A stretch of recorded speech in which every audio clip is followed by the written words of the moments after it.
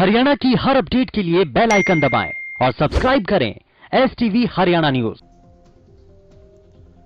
बड़ी खबर, कृषि बिल पर बीजेपी अध्यक्ष जेपी नड्डा का बयान। और अपने इस बयान के जरिए उन्होंने बताया कि सरकार किसानों के लिए 3 बिल लेकर आई है और इन तीनों बिलों को लेकर के अब ऐसे में किसानों को अनाज मंडी से बाहर फसल बेचने की सुविधा मिल सकेगी। किसानों के पक्ष में ये तीनों अध्यादेश हैं।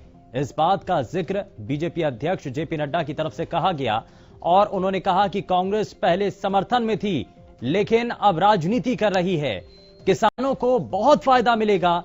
ये सभी चीजें जेपी नड्डा ने कही हैं। वहीं उन्होंने ये भी कहा कि ये तीनों ही अध्यादेश बहुत दूरदृष्टि वाले हैं, यानी कि इसका असर लंबे समय बाद होगा, लंबे समय तक होगा। ये तीनों बिल कृषि क्षेत्र में निवेश के लिए बेहद जरूरी हैं।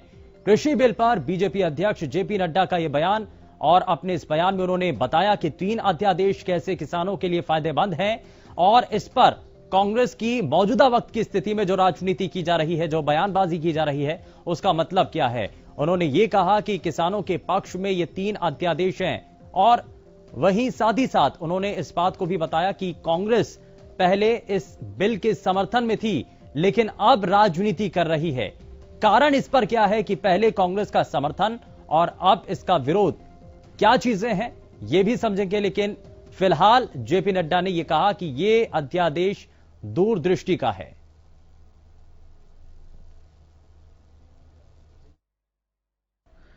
ये तीनों जो बिल्स हैं जो अभी लोकसभा राज्यसभा में चर्चा हो रहे हैं, एसेंशियल कमोडिटी बिल तो कल लोकसभा से पारित हुआ है, अब राज्यसभा में जाएगा। ये तीनों ही बिल बहुत दूरदृष्टि रखते हैं और बहुत दूरदृष्टि रखते हुए इन बिल्स को एक्ट के रूप में हम सब लोग पार्लियामेंट में पास कर रहे हैं। यह किसानों के उत्पाद का, प्रोड्यूस का दाम बहुत तीव्र गति से आगे बढ़ाने वाले ये तीनों ही बिल रहने वाले हैं। और उसी तरीके से निवेश हो एग्रीकल्चर सेक्टर में, कृषि क्षेत्र में निवेश को बढ़ाने में ये तीनों ही बिल बहुत महत्वपूर्ण भी हैं और बहुत लाभकारी भी हैं, कारक हैं। इसको हमको समझना चाहिए।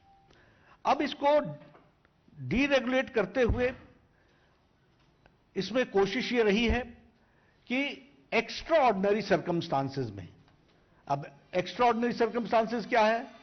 फेमीन है, वॉर है, अकाल आता है, नेचुरल कैलेमिटी होती है। तो इन सबको ध्यान में रखते हुए इस बिल को बनाया गया है जिसमें ये एक स्मूथनेस आएगी और इसके माध्यम से प्राइवेट सेक्टर भी इन्वेस्ट करेगा, वह भी निवेश करेगा और उसको भी इसमें से एक उत्पाद लेने की इच्छा जाहिर होगी। यह एक इस विषय को हमको ध्यान में रखना चाहिए। फार्मर्स को फैसिलिटेट करने का प्रयास है, किसान को सुविधा देने का प्रयास है। सुविधाजनक तरीके से किसान अपने उत्पाद को बेच सके, इसकी व्यवस्था है। और इसका जो मूल है कि अनाज मंडी के थ्रू, अभी क्या है, अनाज मंडी के थ्रू ही बेचा जाता है। यह आपको सुविधा देता है कि अनाज मंडी से बाहर भी आप बेच सकते हैं और आप अपने दाम को तय कर सकते हैं। और इसी तरीके से ये ट्रांसपेरेंट, पारदर्शी व्यवस्था है और किसान कंपेयर कर लेगा कि कहां हमको उचित दाम मिल रहा है।